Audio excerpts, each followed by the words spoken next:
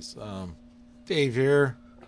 I picked up this 1965 or 66 Harley Aermacchi, and it's kind of a neat bike because they didn't import many of these. If you notice that it has a larger uh, sprocket in the back bolted on and a up pipe. Uh, and this was an enduro model. It still has the Pirelli tires on it from Italy. It has the Siriani forks, which are junk, and yeah, it's got a lot of patina, a lot of rust. It's sat. The guy, when I got it, he was like, "Oh, it was in a barn." I'm like, "Well, just because it's in a barn doesn't make it like ideal place to store." And then it was outside for who knows how long. But yeah, there's the uh, up pipe.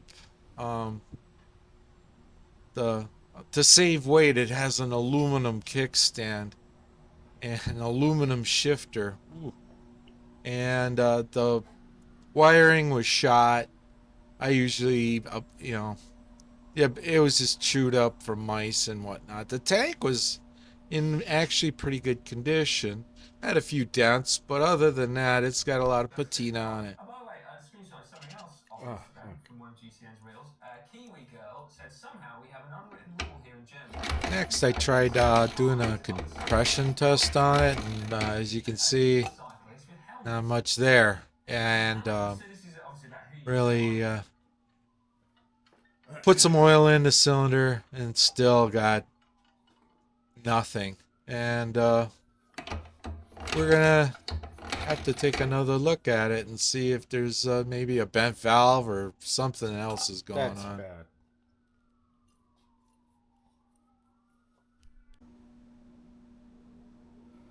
Let's see if the valves are getting on next. You might have a broken bent push rod.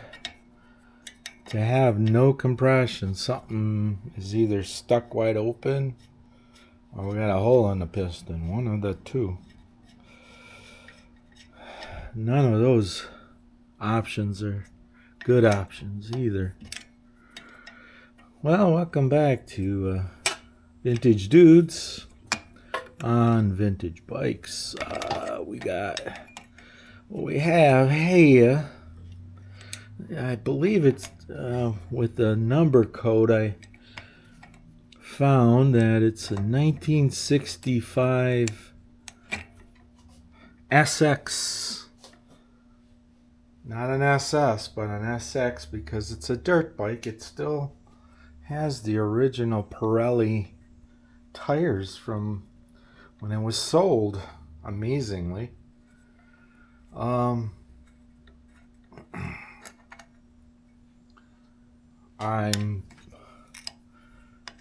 I'm pretty sure that this the other thing they did was they broke the banjo bolt that lubricates the top end, so that might be also an issue. Is got starved with oil and the top end is just all cooked and locked up. We'll have to, once we get in there, we'll see, have a clearer picture of what the hell happened,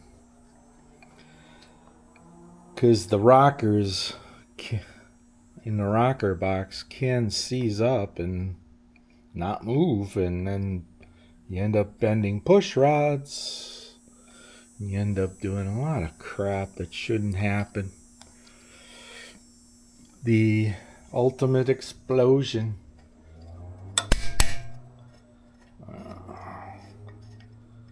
You got a bunch of 6 mil bolts. Let's see. Uh,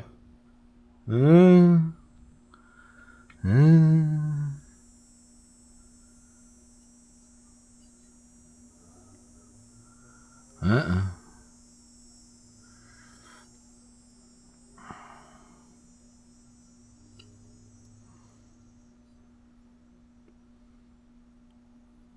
What the heck? Oh, that's got a spray. These have a sprayer. There should be a hole somewhere around here, but it looks like it's plugged up. Okay.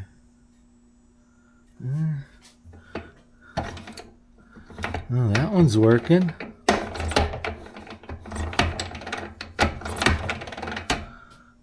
Huh. We'll take off the bottom and see. Well, it all seems tight and right. Everything's moving properly. So that means one thing. We gotta look at, take the top end off. Not too bad. I think these are 17 mil. Whole top comes off. And there's no gasket, head gasket. So we can take this apart pretty quick and easy. That was what was nice about Aermacchi's. Alright, we gotta get a 12 and a 17.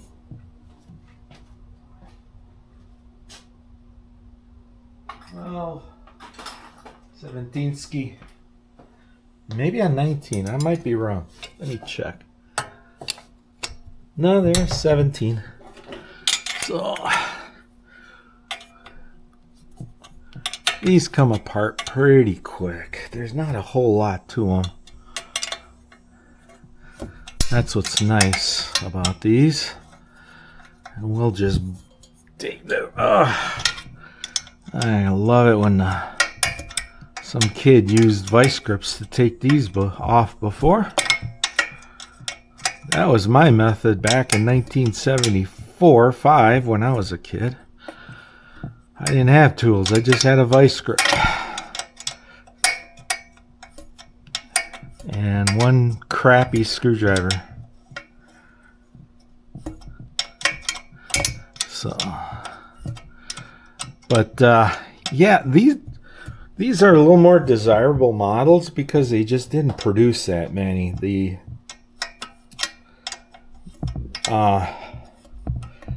This was probably the only like off-road enduro model that they actually made back then. These were very popular in enduros, believe it or not, back in the 60s.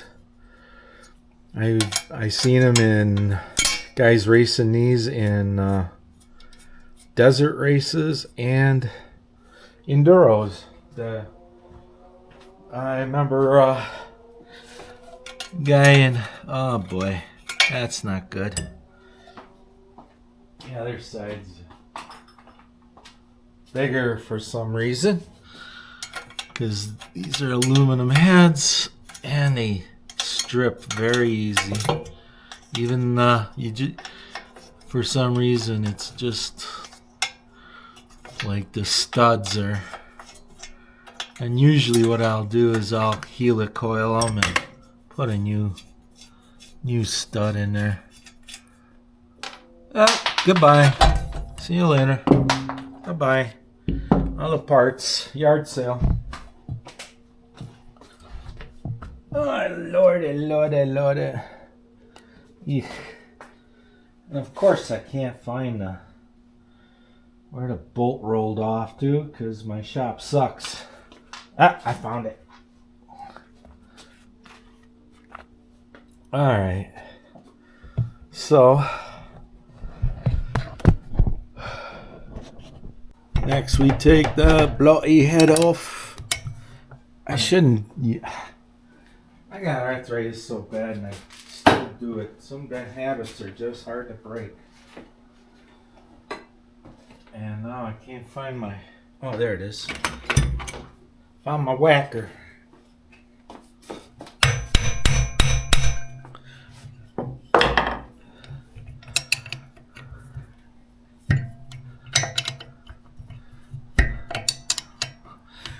And what's weird is they don't actually give you a torque value for that. It's just they just tell you to tighten it down. You know, what does that mean? Tighten it down. snug it. And yeah, that might work for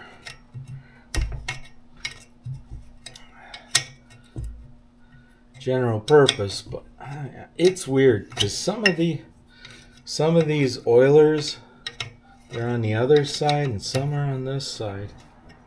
I don't know what the difference is. I think it's because of this, where the oil comes out for the cylinder to squirt the valve train. But I gotta get an easy out and get that other deal out and get a banjo bolt in there.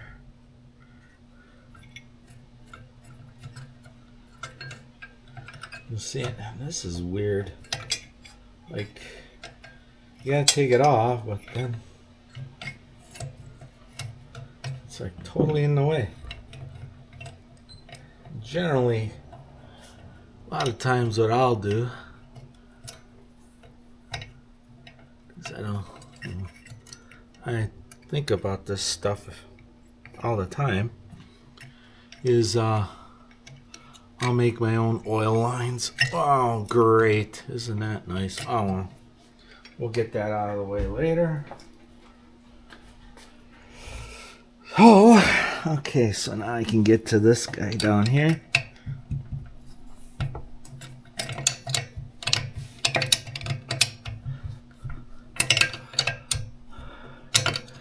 But one time I did use a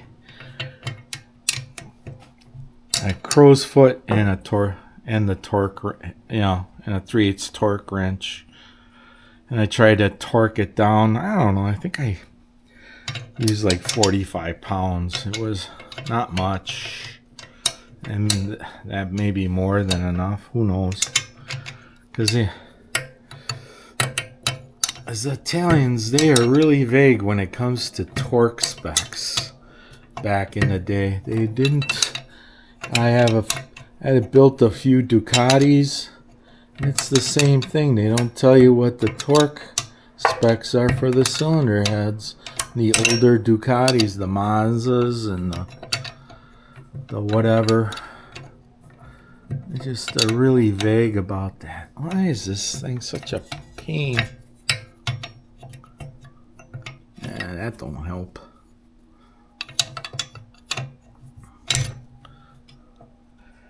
Come on.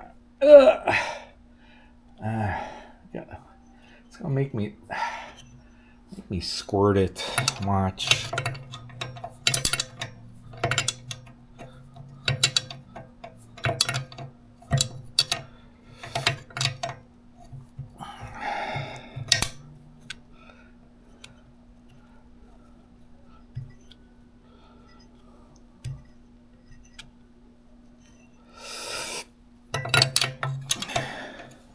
These are very torquey. I think these are rated at, I believe, like 22 horsepower, I believe, maybe, I think. And,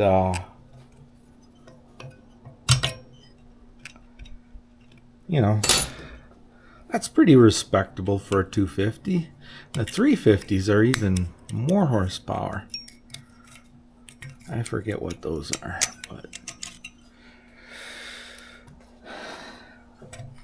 but I think they're like 28 horsepower. Memory serves me.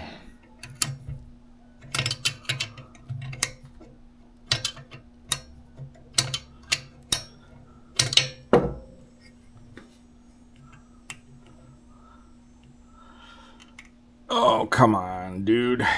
Let's go.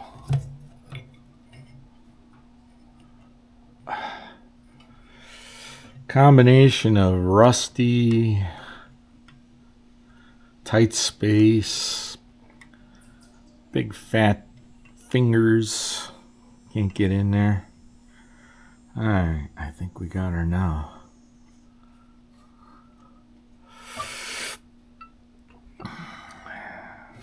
see. Is that a lot of times if you don't take the washers out of the way, they'll lock up and you can't get this dang cylinder head off to save your life. Okay, we'll go on the other side.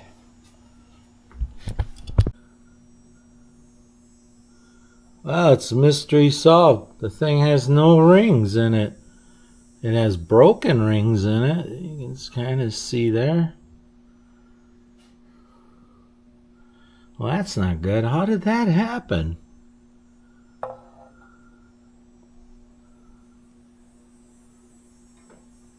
Huh. Interesting. That's why it had no compression. It had no rings.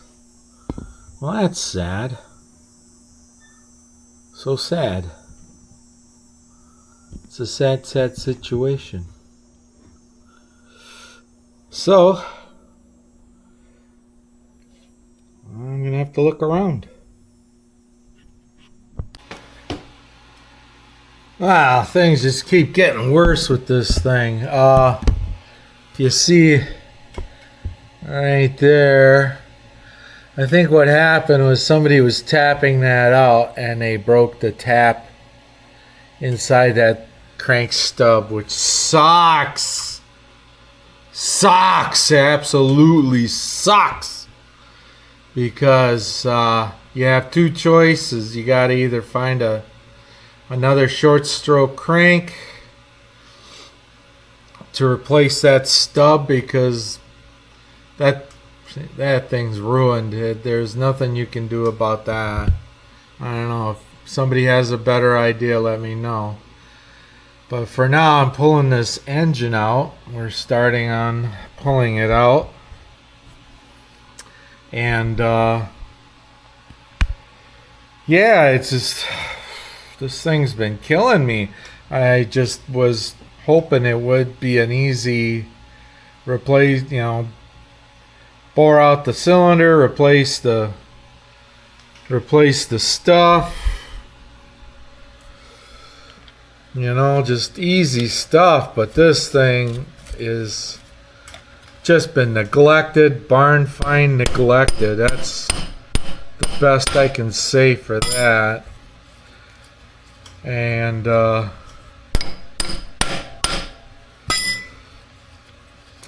luckily, Aermacchis are pretty simple when it comes to motor engine mounting, because they have one. This is a long bolt that goes through the case.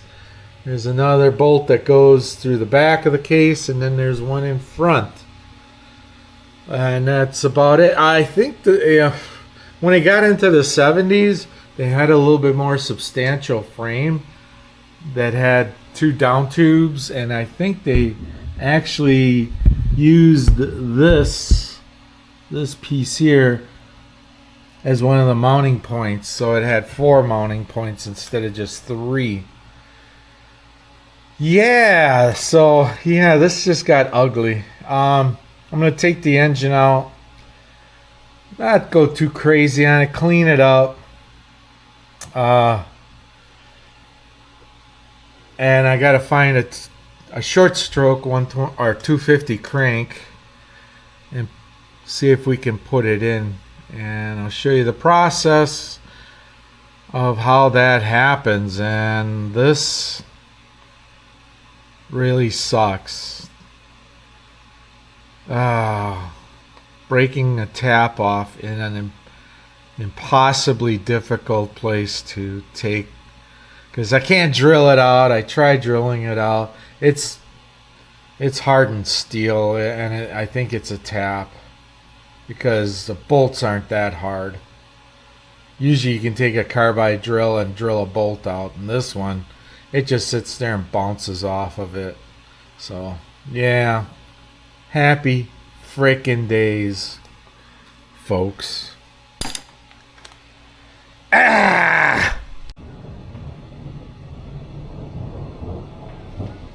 Okay, where we have it now, we have it at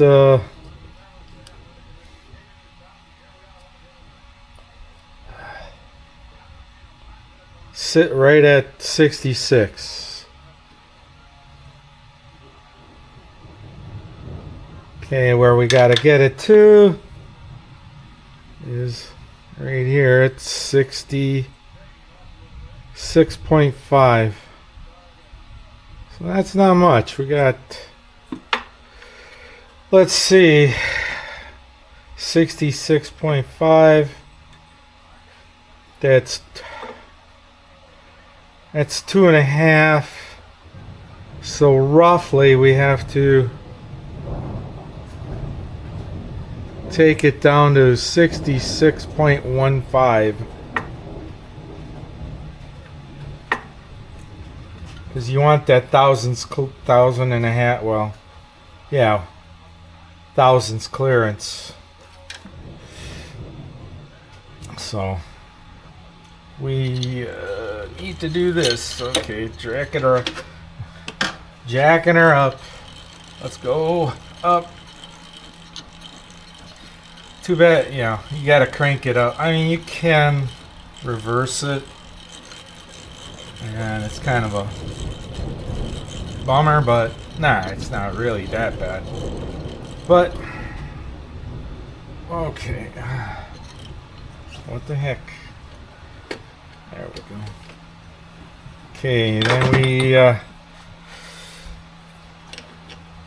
put this guy on. It's got a dial indicator on it. Oh, yeah, go up higher. Okay. I have to. Okay, we're at.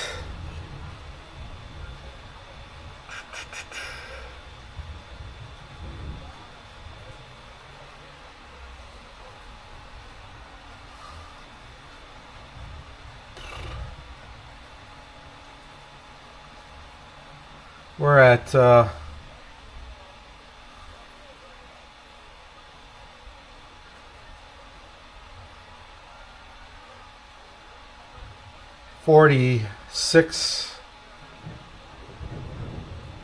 643 thousandths. Okay, so what I'd like to do, let's go back that out, and we just want to go to 50 thousandths. So we'll be right at 650.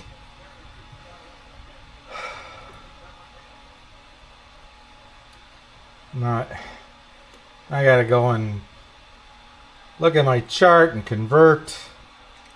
None of that stuff is fun. But it's all relative. We got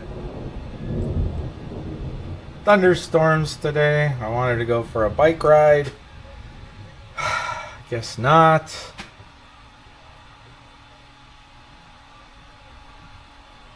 I wish there was a way to lock that in, but there isn't. For whatever reason, they just don't give it to you. Okay, this is going to be a real light cut. A very light cut. And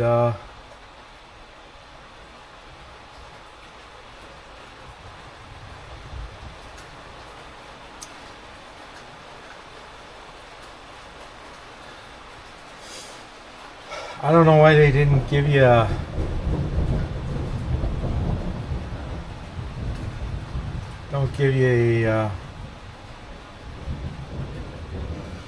metric micrometer. That would be a whole lot nicer. All right.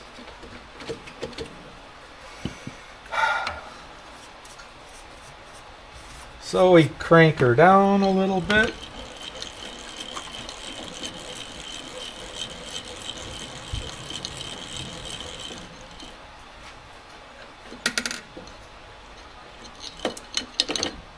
Alright, now we start it up and see what happens.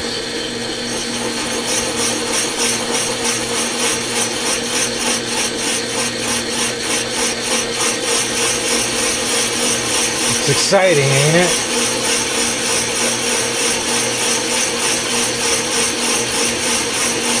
one night I was boring cylinders and a couple friends came over. They were gonna leave.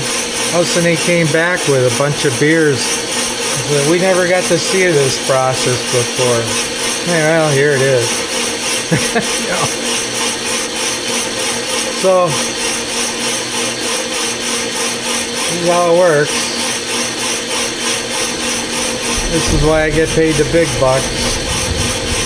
Not really. A lot of times I charge usually right around anywhere between 50 to 80 bucks to bore a cylinder out, depending on the complexity. Some cylinders are really easy to bore, like these, and then, like I said, two strokes. Sometimes you got hell to pay.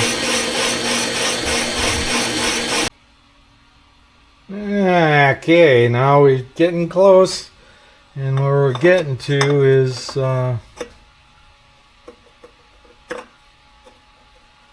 okay. Generally what I like is to get about that far onto the under the wrist pin. It's getting close.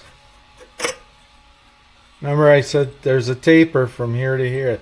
Pistons are like this.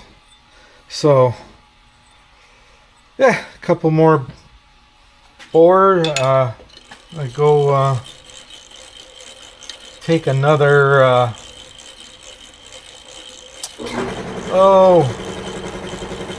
half thousand or another thousands.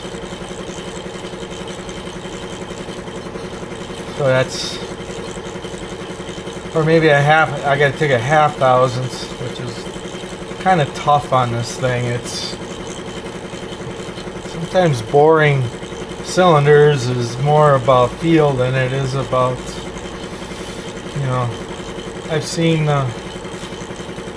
guys that run these boring machines. They don't even use anything to measure with. They just kind of go with, you know, they have the piston and you just kind of go with that. And I'm like, how can you do that?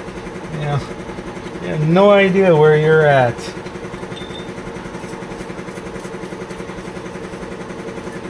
So, yeah.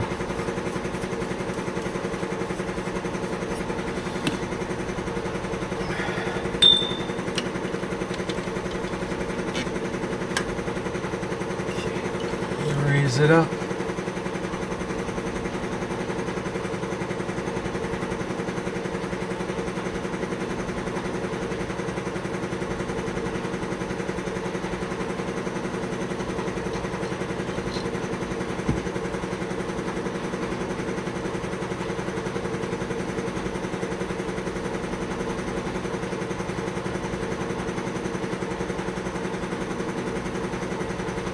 Oh. Okay. Right now,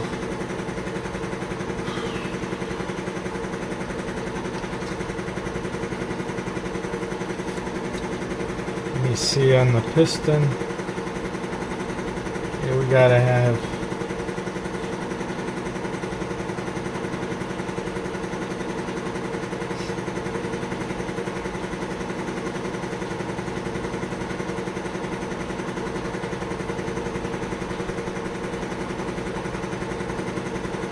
262. I decided to go with inches. 262. So I'm at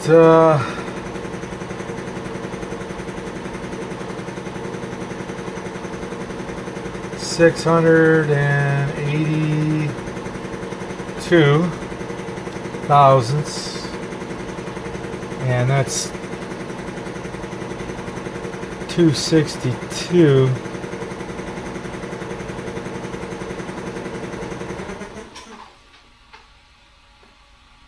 And I measured that after I bored it. This is at 261.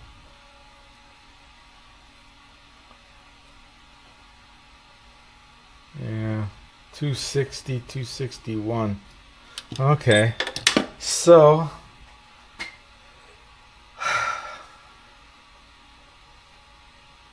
gotta go to 90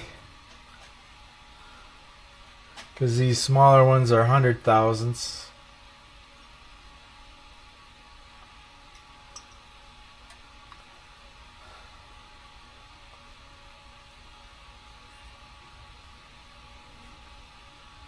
All right, make our adjustment. And I don't know, when you're boring cylinders, it's weird. It's not.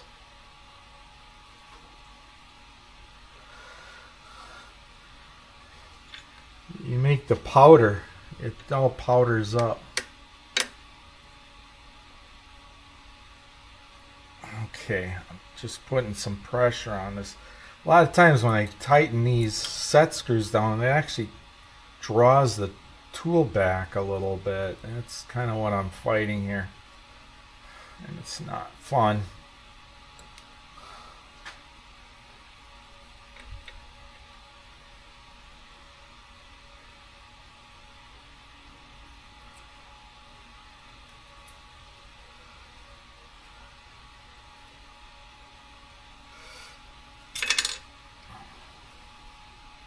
Okay, let's give that a shot. So after we're done boring this out, generally I go and I clean it in soapy water and then oil it with that stable fogging oil.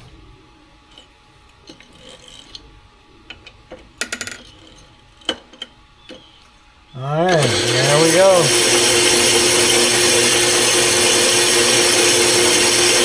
Hopefully things will work out. So that was my last bore, and essentially this is where we stop. Okay, right here. This is where we stop, because we got to go through the honing process yet, because right now the bore is rough, and once you hone it out, you'll get another 0.5 thousandths of clearance, and that's pretty much what you want. And it'll get good compression. You don't want to get it so tight it's going to cause it to hot seize. You know, once the piston warms up, expands, it's going to want a hot seize in there. You don't want that. So you want anywhere between thousandths. I think the max is 2 or 3 thousandths when it comes to wear on the bore cylinder, in the cylinder. Max is 3 thousandths, and you're burning a lot of oil by that point, So yeah, you want to kind of keep it in that 1 thousandths. I try to keep it on the tighter end of 1 thousandths, but it is what it is. It is 3/4 of a thousandths. That's probably the sweet spot. So that's pretty much the boring process, and next I'll show you how we hone the cylinder out. We're on to the next phase of the operation. There's the honing stone, and you adjust it with this lever. You kind of just tighten it up. Don't go too tight first couple, otherwise wants to flip the cylinder out of the vise. And what else do we need? Bit of oil, right?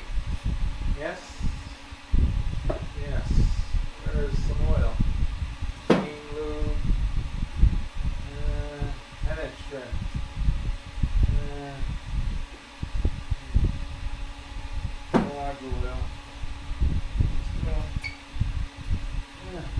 are.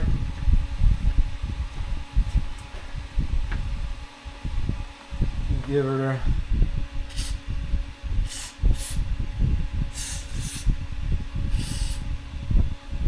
her a shot. Now this is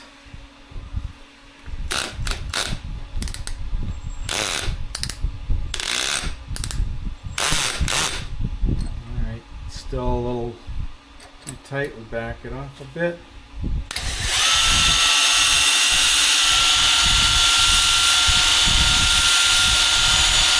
And just a nice, easy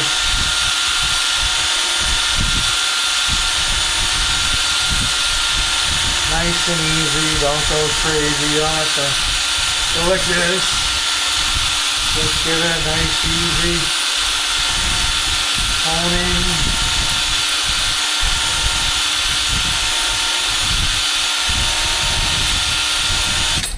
I like the reverse. Come on. Oh, I don't like going that way, does it? Let's see if we try.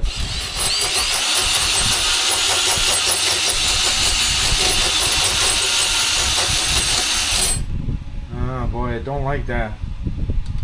So we'll go back again. Alright. Now we just have to, excuse me, then I just kind of wipe that out a little bit. So you get quite a bit of dirt or grindings out of it.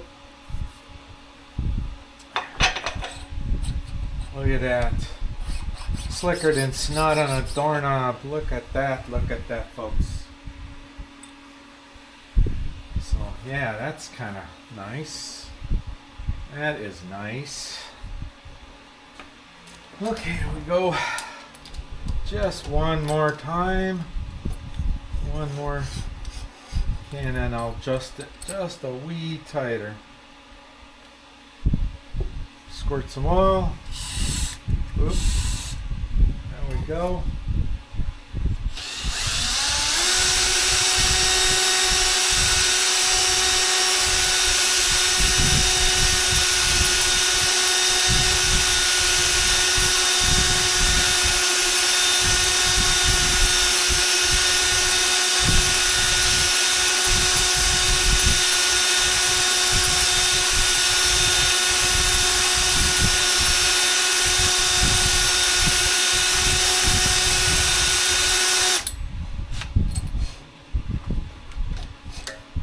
Alright, excuse me.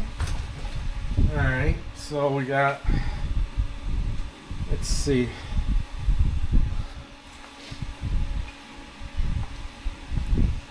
Ouch! Ow. I just hurt myself. Alright. Clean that out. Oh, that looks frickin' pretty. Ow! That's a sharp edge. Gotta careful. Ouch. Okay. So test fit the piston. Nice. Okay.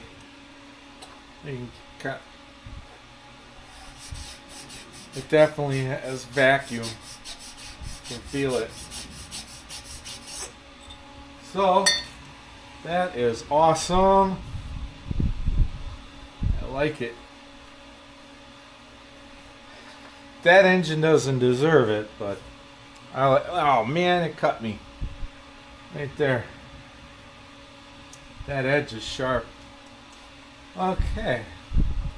So the next thing we need to do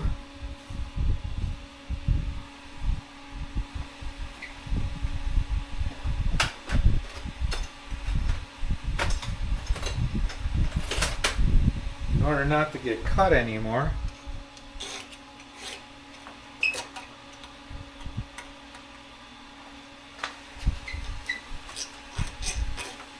take that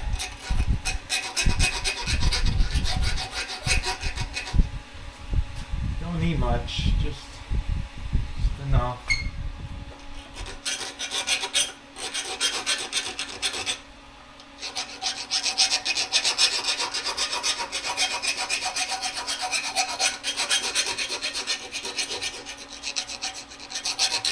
Just to get that burr out of there, because there's a burr there.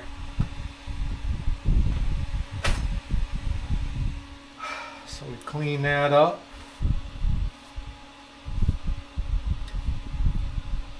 Yeah. So no more cuts. Okay, so now go to the back side. Let's wipe the schnuts off. Okay, we go to the back side. This is for the back chamfer, the back of the bottom of the cylinder. Okay, there's a nice chamfer there, and generally I like to make that chamfer a little nicer. So we go a little more nuclear on it.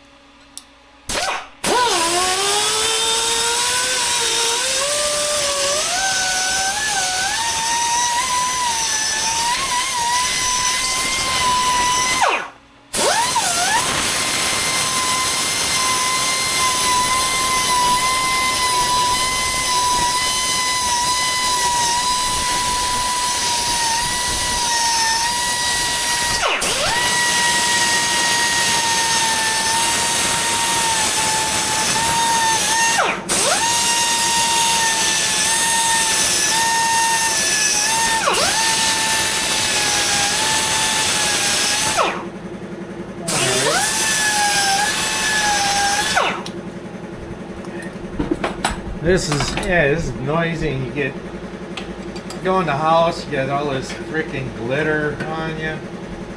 Kind of sucks, but it's a necessary step in the process.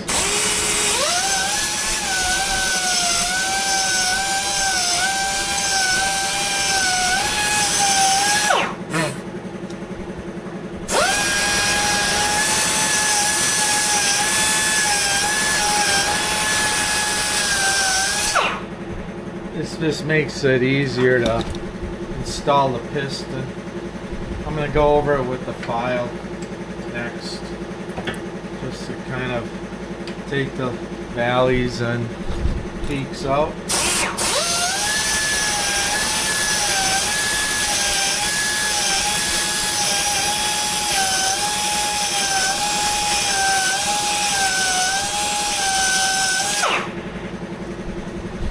Alright, that's enough of that.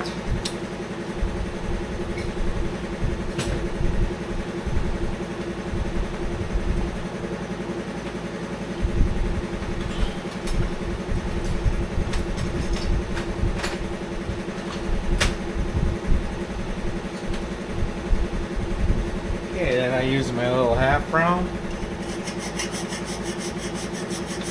And that takes a lot of takes the peaks and valleys off, smooths it out.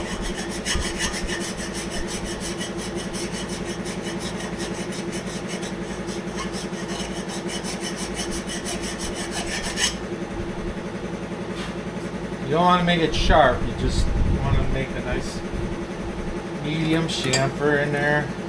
Don't go crazy. I've seen guys, they'll just make a knife edge there, like why?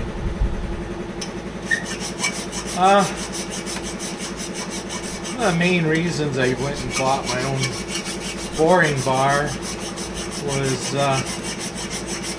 I was just getting tired of machinists or motorcycle shops. Sometimes they'd have your cylinder for weeks and months. You're like, well, what the hell, The whole process shouldn't take much more than a few hours at the most.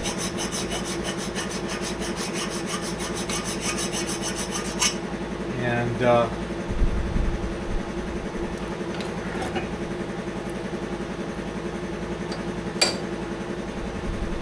yeah, so I just did some research and found out if you have a big enough lathe, you can do this.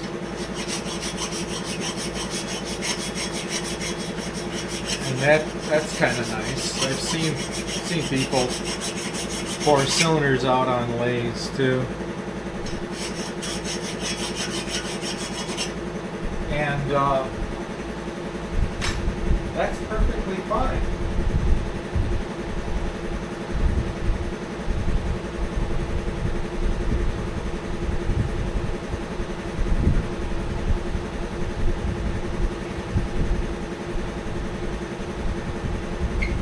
And you know,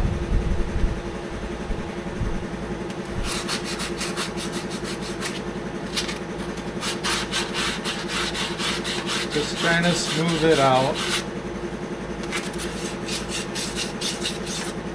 Because when you're installing the piston,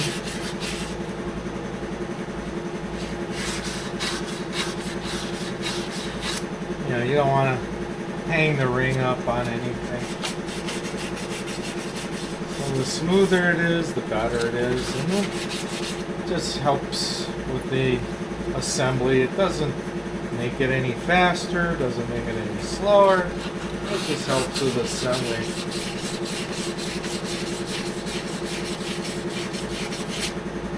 And yeah, boy, the first couple of cylinders I ever did, oof, they were a mess. Ended up, you know, you make a mistake, next thing you know, you gotta get the next size up piston, make a mistake, oh, you gotta go get another piston.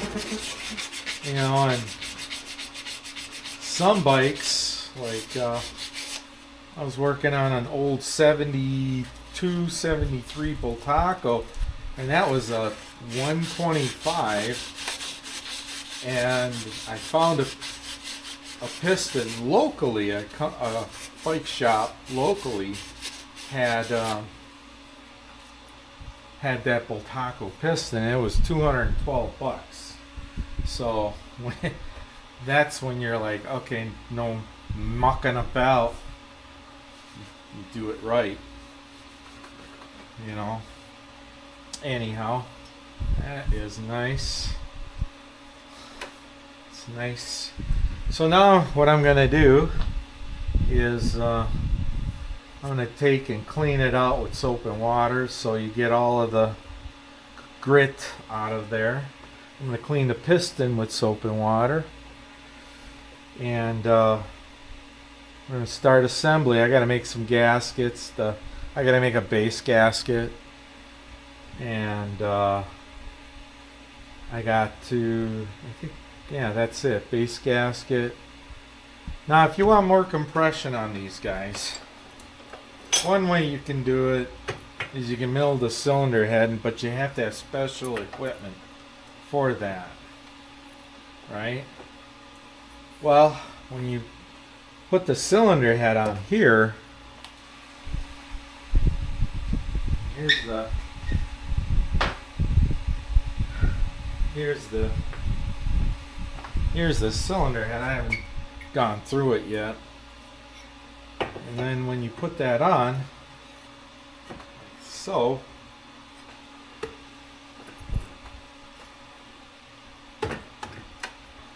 you know, once it's settled in, you have a little bit of space here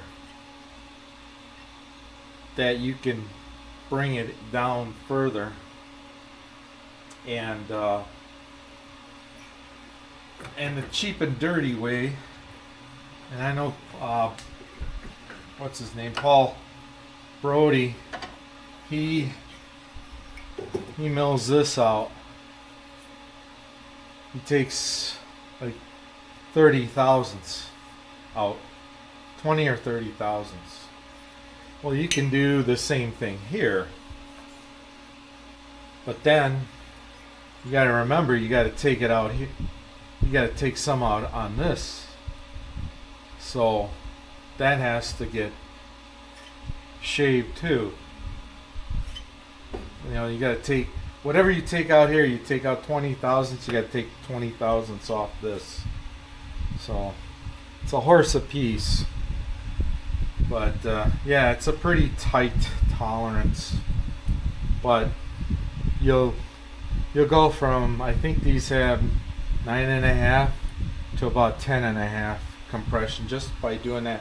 These have tiny little valves. I haven't gone through this one yet. I gotta take it apart, clean it, put it back together, clean the valves up, see how bad the guides are, and put it back together. But that's another project down the road. So I hope you learned something, and I hope we'll see you soon.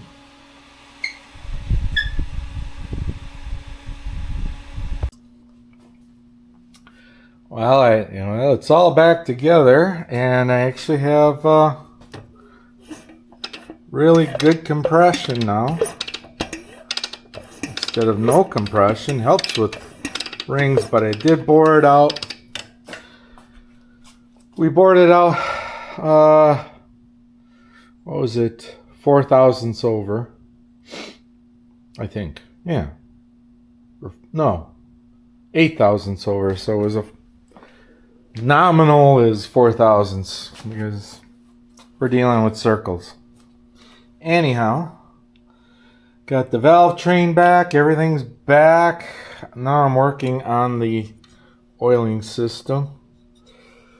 It was on the other side here, and they had it routing through here or through here, and I was routing through here, so we're gonna run it this way instead. That's the darn thing is that these are metric. They're I forget. I think they're 4mm tubing, and it's not an eighth. It's right between the eighth and 5 something 30 seconds or 330 seconds. I can't recall. But at any rate, it doesn't matter. And got the clutch all back. I pulled this cable out, pulled that cable out, re-greased the whole cable clutch. It's good. The cable's fine.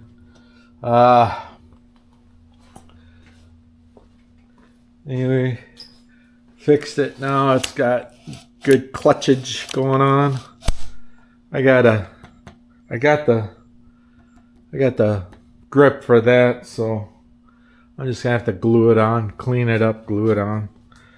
This is the only thing I got another set of forks I'm gonna put on here, but these are actually because it's a trail bike, they actually put on a little bit longer forks than the street version. And this pile of crap here, I got to take that off because that rubber is gone. I mean, it flops around like a cheap, like a cheap duck. Garbage. Notice how, storing motorcycles outside in the Midwest is a great idea. Keep them outside because, you want to develop that patina. Yes. And at any rate, transmission, I put a different crank in it. We are going to go with an electronic ignition system, VPL. I just have to machine the taper on there. They did change the taper. There's a big taper and there's a small taper on that. And this is the smaller taper.